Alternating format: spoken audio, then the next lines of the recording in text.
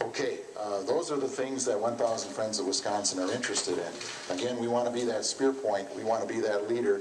We want to engage other organizations like Sierra Club and Audubon and Citizens for a Better Environment, you name it, who share similar goals. We already have the backing on our land use planning initiative from the League of Wisconsin Municipalities, easy for you to say, the Alliance of Cities, and even the Towns Association is behind that one. So they feel that planning is necessary. They're in support of it. They'd like to have some money to do it. And we'd like to also get your support and backing to move that agenda forward so we're going to have more planning and zoning in the state and connect the decision-making process with the kinds of plans that are developed as a result of that process.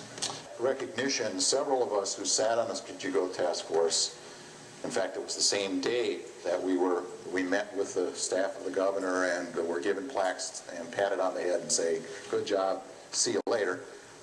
We met, several of us informally, at a restaurant in Madison and said, is it time to form some sort of a citizen activist group that will be clearly focused on land use issues of the state, similar to what Oregon created 25 years ago to deal with their problem, similar to what Florida had created, similar to what our friends over in Minnesota have, and so forth, are in favor of creating communities, not corridors, as an organization.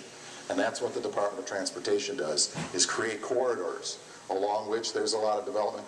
Let's look at the needs of the communities first and then decide where the infrastructure needs to go. Let's do some planning long range to the year 2020 to decide what our needs and opportunities are in the long run and save us some money at the same time. Not only save us some money, but as I concluded in my talk to that other audience over in Wausau, it's not just for us, it's not selfish motives, it's what Alice was talking about, the next generation and the generation beyond that. Why should we be spending our children's inheritance with foolish decisions on these infrastructures? And we mulled about that for about 6 months, and we brought in people that we thought might have some interest or ideas to share relative to that question. We looked at the possibility of bylaws and articles of incorporation and how much budget it would take and what our missions would be, and ultimately came to the conclusion that yes, now was the time. This was the moment to move forward with an initiative like this.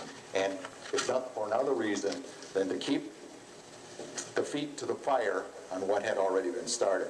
We did not want to have this effort, the struggle for almost a year and a half that the Strategic Growth Task Force went through, the agreement that we had to fall on its face again and never see the light of day. So we went public with it. There was a public announcement here in Eau Claire.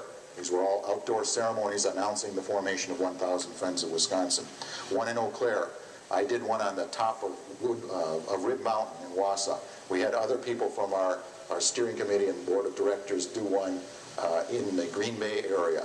There was another ceremony in Milwaukee, one in Madison, and there was even some mention of this effort in La Crosse. So we were underway. We got some good press coverage as a result of that kickoff, and then we went out. We made a deliberate effort to decide who we wanted on our board of directors.